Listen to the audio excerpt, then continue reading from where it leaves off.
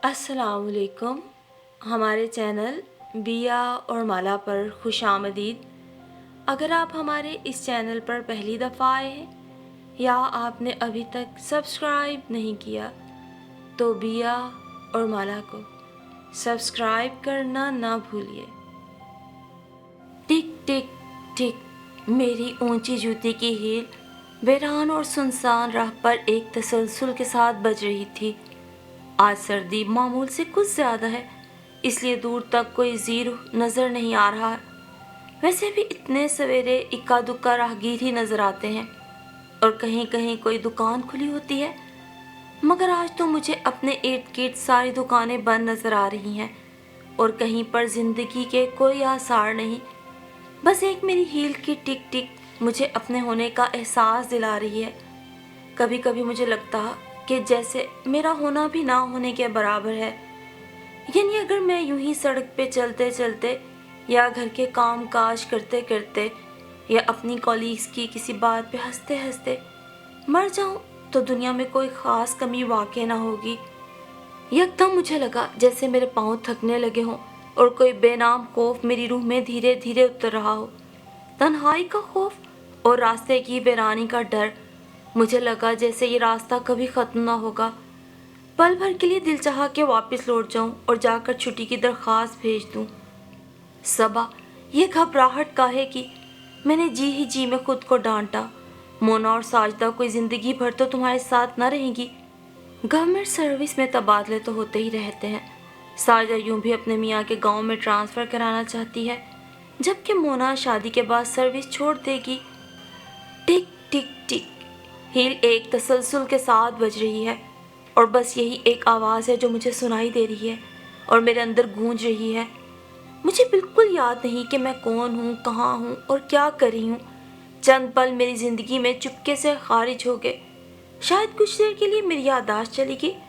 फिर मैं अपने आप में आई तो मैंने देखा मैं उसी तसलसल के साथ सड़क पे चल रही हूँ। चंद लम्हे के लिए मैं ठटक के रुक गई। फिर ख्याल आया मुझे बस स्टॉप पे जल्दी पहुँचना है, वरना बस निकल जाएगी और अगर ये बस निकल गई तो फिर स्कूल नहीं जा सकूँगी क्योंकि अगली बस 11 बजे आएगी। दरअसल खानपुर एक गैर मारूफ सा गाँव है। यहाँ दिन में सिर्फ 2 ही बसें जाती हैं। इस वीरान रास्ते पे इंतहाई खामोशी से चलते चलते कुछ देर के लिए मेरा ज़हन बिल्कुल खाली हो गया। ये कैफियत मुझ पे अक्सर तारी हो जाती और थोड़ी देर के लिए मैं परेशान भी होती कि कहीं मेरी याददाश्त तो नहीं गुम हो रही। नहीं नहीं, मेरी याददाश्त बिल्कुल ठीक है। मैं सबा ज़मान स्कूल जा रही हूँ और स्कूल जाने के लिए मुझे बस पकड़ना है। मैं दिल ही दिल में दोहराती हूँ। फिर दीनू मोची की दुकान खुली देख के कुछ हौसला उठ कर आता। दुकान के अंदर से ठक ठक की आवाज़ें आ रही होती। अरे दुनिया इतनी वीरान भी नहीं। मेरे अंदर इत्मीनान उतर आता है और मेरे कदम तेज़ी से उठने लगते हैं। ये सब क्या है? ये जो खाली ज़हनी का वक्फा सा होता है स्कूल में बच्चों को पढ़ाते हुए या घर का काम काज करते हुए या सड़क पे चलते हुए भी, ये जो मैं अपने आप को भूल जाती हूँ, तो ये सब कुछ भुलाने की कोई गैर शऊरी कोशिश तो नहीं? जाने क्या बात है, अब मैं ज़रा ज़रा सी बात पे खौफज़दा हो जाती हूँ। अंधेरे और सन्नाटे, तन्हाई से और लोगों से और सारी हकीकतों से और दुनिया की दोज़खों से, लोगों की कमीनगियों से, हर बात मुझे डरा देती है। हालांकि मैं खासी ना डर वाक़ई हुई हूँ। जब यहाँ मेरी पोस्टिंग इस छोटे से गांव खानपुर में हुई थी तो सबने कितनी मुखालफत की थी कि इतने गैर मारूफ गाँव में जाने की कोई ज़रूरत नहीं। मगर मैं जानती थी कि अगर मुझे गवर्नमेंट सर्विस करना है और किसी प्राइवेट स्कूल में सर नहीं खपाना तो मुझे इस या इस जैसे किसी और गैर मारूफ गाँव जाना होगा, क्योंकि फौरी तौर पर मुझे अपने ही कस्बे में सर्विस नहीं मिल सकती। हाँ, ये हो सकता है कि कुछ अर्से बाद मैं अपना तबादला अपने कस्बे में करवाने की कोशिश करूं। सो मैं अपने मौक़िफ़ पर डट गई कि मुझे ये नौकरी करनी है और हर सूरत करनी है, हाँ मुझे घर भर की मुखालफत ही क्यों ना सहनी पड़े। नतीजे में सब खामोश हो गए और मैंने सर्विस ज्वाइन कर ली। और किसी को क्या मालूम कि ये सर्विस भी मुझे कितनी मुश्किल से मिली। बीएड करके जब मैं आई तो बड़ी पुरुम्मीद थी कि मेरिट पे ही मेरा सिलेक्शन हो जाएगा, मगर मुतवातर इंटरव्यूज़ के बाद नाकामी ने जैसे मुझे मायूस कर दिया। तब आमना आपी ने मुझे परेशान देखा तो समझाया, बीबी तुम हो किस ख्याल में? इंटरव्यू देते हुए लोगों को उम्रें हो गई, तुम अभी से घबरा गई? मगर आपी, मेरिट लिस्ट में तो मेरा नाम टॉप पर होता है, इंटरव्यू पे बहुत अच्छा होता है, फिर भी मेरा नाम सेलेक्ट नहीं होता। मैंने बेबसी से सर उठाकर उन्हें देखा। मेरिट को कौन पूछता है बीबी? आमना आपी ने जहर खान लहजे में कहा। इंटरव्यू तो पहले ही हो चुका होता है। हैं? मगर कैसे? बस ये राज की बातें हैं, कुछ मत पूछो। अगली दफ़ा इंटरव्यू से पहले बताना। और फिर इंटरव्यू से पहले क्या बताना था? आमना आपी ने मुझे कहा कि तुम्हें 30,000 रुपये खर्च करना होंगे, जो मैंने बमुश्किल इकट्ठे किए, इधर उधर से कर्ज पकड़ के। 20,000 तो आमना आपी ने ही दे दिए, बाकी मोना से पकड़े और यूं अब्बू से चोरी छुपे मैंने इतनी रिश्वत दे के नौकरी हासिल की।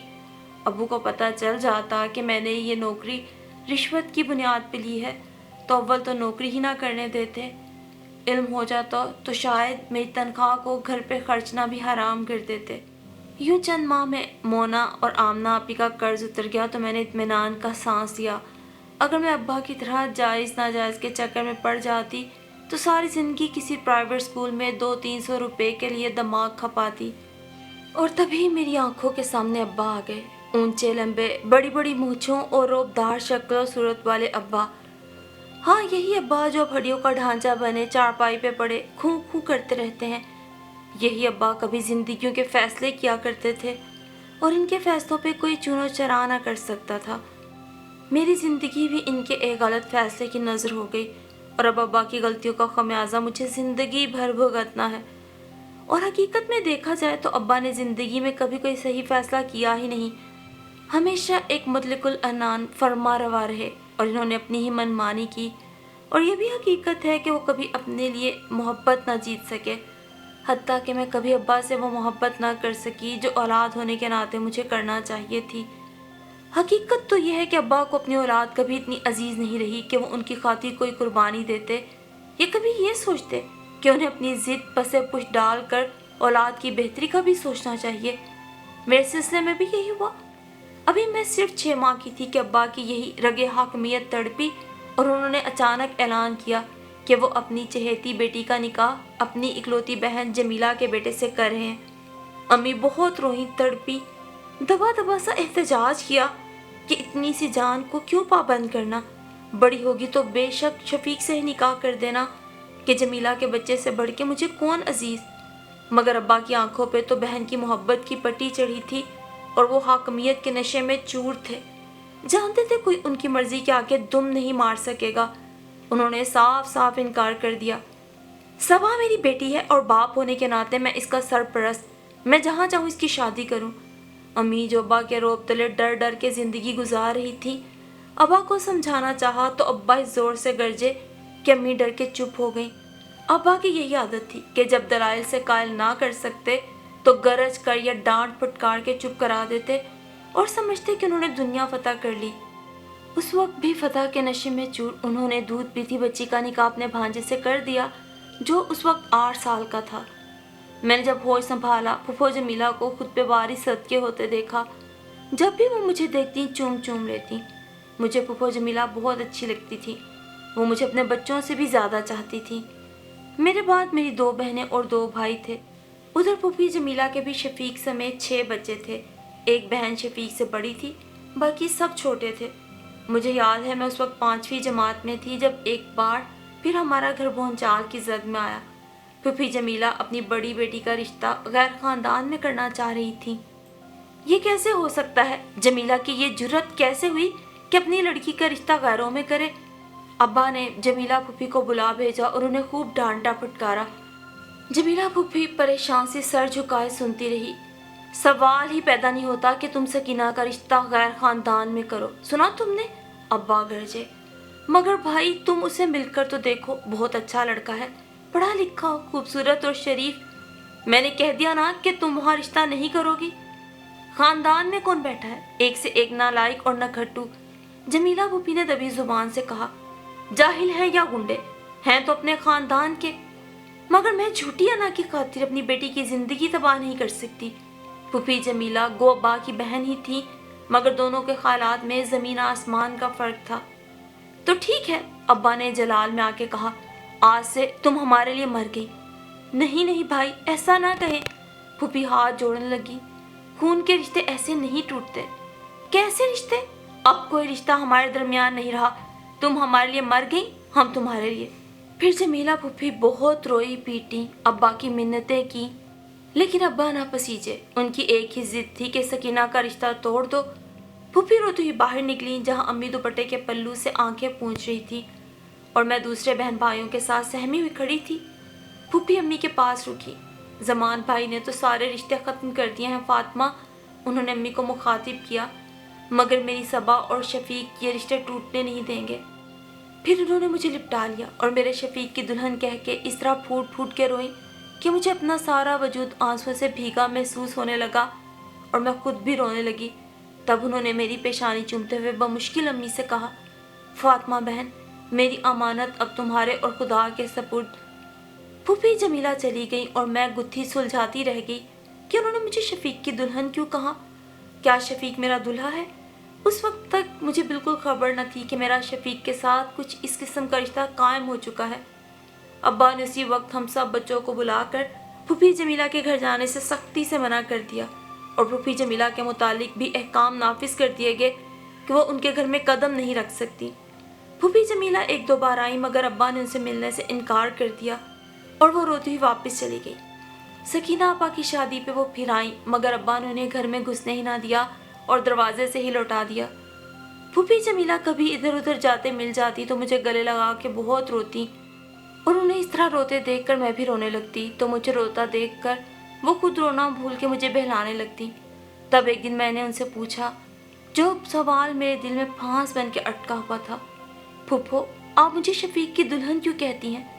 اس لیے کہ تو شفیق کی دلہن ہے۔ مگر کیسے؟ میں تو کبھی دلہن بنی ہی نہیں۔ تب پھوپھی جمیلہ نے مجھے ساری بات بتائی اور مجھے پہلی بار پتا چلا کہ میرا نکاح تو بہت بچپن میں ہو گیا، تو مطلب شفیق میرا دلہا ہے۔ مگر ابا تو جمیلہ پھوپھو سے ناراض ہیں۔ پھر اب کیا ہوگا؟ میرا ننھا سا دل خدشات سے بھر گیا۔ اب راستے میں کہیں سے گزرتے ہوئے شفیق مجھے نظر آتا تو میں شرما کے بھاگ جاتی، مگر ابا ماش کے آٹے کی طرح اکڑے رہے۔ انہوں نے صاف صاف کہہ دیا کہ ان کی بیٹی کے ساتھ اب کسی کا کوئی رشتہ نہیں اور پھوپھو جہاں چاہیں اپنے بیٹے کی شادی کر دیں، وہ کسی صورت میں پھوپھو کو اپنی بیٹی نہیں دیں گے، کیونکہ پھوپھو نے غیر خاندان میں بیٹی دے کے ان کی بے عزتی کی ہے۔ امی بہت روئیں کہ نکاح ہو چکا ہے، بیٹی کو کیا ساری زندگی گھر بٹھائے رکھنے کا ارادہ ہے؟ مگر ابا نے ایک نہ مانی۔ انہیں اپنی انا اپنی بیٹی سے زیادہ عزیز تھی۔ جب عزیز رشتہ داروں نے زیادہ مجبور کیا تو رکھائی سے بولے، غیر خاندان میں بیٹی دی ہے تو کیا بہو نہیں لا سکتی؟ اور یہ بھی کہ جس کسی کو اپنی عزت عزیز ہے وہ اس معاملے میں نہ بولے، کیونکہ چاہے ساری دنیا ایک ہو جائے وہ اپنا فیصلہ نہیں بدل سکتے۔ اب بھلا کون اس معاملے میں بول کر اپنی بے عزتی کرواتا؟ بس امی تھیں جو رو رو کر ابا کو قائل کرنے کی کوشش کرتی رہیں، مگر ابا کہتے کہ وہ بے غیرت نہیں اور بیٹی ان پہ بھاری نہیں۔ میں بظاہر اس سارے معاملے سے لا تعلق اور خاموش تھی، لیکن میرے دل میں ایک طوفان سا اٹھتا رہتا، جی چاہتا ابا کا گریبان پکڑ کے پوچھوں، ابا مجھے یہ کس گناہ کی سزا دے رہے ہیں کہ میں مجرموں کی طرح ایک ایک سے چھپتی پھرتی ہوں؟ لوگ طرح طرح کی باتیں بناتے تھے اور میں لوگوں سے منہ چھپائے پھرتی۔ جی چاہتا تھا زمین پھٹ جائے اور میں اس میں سما جاؤں۔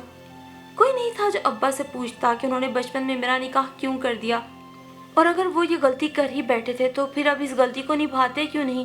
اگر ابا میری رائے لیتے یا مجھ سے پوچھتے تو میں ضرور کہتی، ابا اگر آپ نے نکاح کر ہی دیا تھا تو اب رخصت کر دیں، دنیا والوں کو تماشا مت دکھائیں۔ مگر میری زبان پر تو حیا کے تالے پڑے تھے۔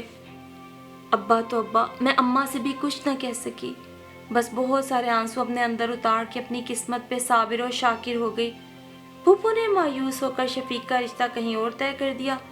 جس دن شفیق کی شادی تھی میں بولائی بولائی کمروں اور دالانوں میں پھرتی رہی۔ یہ ٹھیک ہے میں نے کبھی شفیق کو نظر بھر کے نہ دیکھا تھا، نہ کبھی اس سے کوئی بات ہوئی، مگر جب پھوپھو مجھے شفیق کی دلہن کہتی تھیں تو دل میں ایک انہونا سا جذبہ جاگ اٹھتا تھا۔ سر سے لے کر پاؤں کے ناخن تک ایک سنسنی سی میرے سارے جسم میں دوڑ جاتی تھی اور خون چہرے پہ موجیں مارنے لگتا، اور اب وہی شفیق پرایا ہو رہا تھا۔ اس دن نہ میں نے کچھ کھایا نہ امی نے۔ امی تو سارا دن روتی رہی اور میں چپ چاپ بیٹھی یہ سوچتی رہی کہ تقدیر لکھنے والے نے کیا سوچ کے میری تقدیر لکھی۔ उन दिनों जिंदगी किस कदर बोझल और बेजार कुन लगने लगी थी। जी चाहता था किसी ऐसी जगह जा छुपूं जहां दुनिया की नजरें मुझे खोज न सकें, या मुझे कोई हादसा ही पेश आ जाए, या हार्ट फेल हो जाए, एक्सीडेंट हो जाए। होंठ तो बहुत पहले ही मुस्कुराना भूल गए थे, आंखों में हमेशा के लिए उदासी आ ठहरी। कोहर की जमी इस उदासी को देखकर मोना ने कई बार मुझसे पूछा, सबा ये तुम्हारी आंखें इतनी उदास क्यों हैं? अच्छा, ये नई बात सुनी है कि आंखें भी उदास या खुश होती हैं। मैं हर बार टाल जाती। अब उसे क्या बताती कि मेरी आंखों में कैसा धुआं है और मेरे होंठ मुस्कुराहट से क्यों आ रही हैं। जब आंसू अंदर ही अंदर मुंजमद हो जाएं तो शायद आंखें इसी तरह धुंधला जाती हैं। उस रोज़ बारिश के बाइस मैं बहुत मुश्किल से घर पहुंच पाई थी। अम्मी दरवाजे पे फिक्रमंद खड़ी थीं। शुक्र है तुम आ गई। उन्होंने इत्मीनान का गहरा सांस लिया। दूसरे गांव का मामला है अम्मी, देर सवेर तो हो ही जाती है, परेशान मत हुआ करें। मैंने ठठरते हुए कहा। भीगे लिबास में जिस्म कपकपाने लगा। जल्दी से कपड़े बदले बावर्ची खाने में आई तो अम्मी खाना गर्म कर चुकी थी। मैं खाना खाने लगी। अम्मी ने चूल्हे पर चाय के लिए पानी रख दिया। आप रहने दें अम्मी, मैं खुद बना लूँगी। कोई बात नहीं, चाय बनने में देर ही कितनी लगती है, अम्मी ने कहा तो मैं चुप हो गई। खाने के बाद चाय का कप और एक पैनाडोल अम्मी ने मुझे दी। मैं कमरे में आ गई। सर में शदीद दर्द हो रहा था। अम्मी भी चाय लेकर मेरे कमरे में ही आ गईं। चाय पीते हुए मेरा मुंह देखने लगी। अब्बा कैसे हैं? ठंड की वजह से तबीयत बिगड़ गई है, खांस खांस के बेहाल हो रहे हैं। अभी अभी दवा के असर से सोए हैं। अच्छा, मुश्ताक आया था? नहीं, मुश्ताक मेरा छोटा भाई अपनी बीवी के साथ ससुराल गया हुआ था। दिन में एक आध चक्कर लगा जाता था। असल में फरीदा भाभी के यहाँ बच्चा होने वाला था और वो मैके में थी। कुछ दिनों से मुश्ताक वहीं था कि कभी भी ज़रूरत न पड़ जाए। अम्मी चुप करके मेरा मुंह देखे जा रही थी। क्या बात है अम्मी? तुम्हारी फूफो आई थी आज। क्यों क्यों आई थी वो?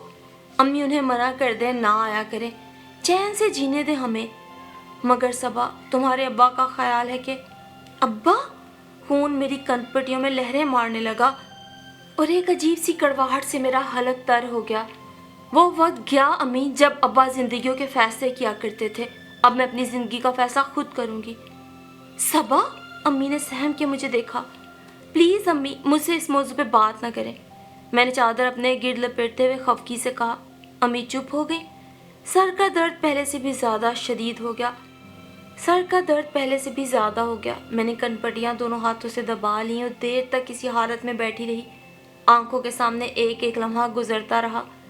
मुश्ताक, नाजिया फुफ्फो, शफीक और फरीदा भाभी, और अब फुफ्फो फिर चक्कर लगा रही थी। जिंदगी भर फुफ्फो अब्बा के सामने हाथ ही जोड़ती रही, मगर उन्हें क्या मिला? मुझे उन पे भी गुस्सा भी आता था और तरस भी। अगर सोचा जाए तो मेरी तबाही में थोड़ा बहुत हिस्सा फुफ्फो का भी था। मैंने बिस्तर पर लेट के आंखें मूंद ली। अब्बा ने कितनी कोशिश की थी कि शफीक तलाक दे दे, मगर शफीक ने साफ इनकार कर दिया। वो किसी सूरत तलाक देने को तैयार न था। अब्बा ने डराया धमकाया, फुप्पो को बुलाकर डांटा डपटा, हर हरबा इस्तेमाल किया, मगर शफीक डटा रहा। फुप्पो बेचारगी से कहती, मैं क्या करूं, वो मेरी सुनता ही नहीं। उससे अपनी बेइज्जती का बहुत गम है। कहता है देखूंगा कैसे ज़बरदस्ती तलाक दिलवाते हैं। लोगों ने अदालत में जाने का मशवरा दिया, मगर अब्बा ने कोर्ट कचहरी के चक्करों में जाने से तौबा की और खामोश रहे। उन्हीं दिनों मुझसे छोटी नाजो के रिश्ते आने लगे। नाजो थी तो 14 बरस की, मगर नहायत समझदार थी। घर भर उसी ने संभाल रखा था। मैं तो ज़्यादातर पढ़ाई में ही मसरूफ़ रहती थी। उसने 5 जमातें पढ़ के पढ़ाई छोड़ दी और घर के कामों में नहायत ताक हो गई।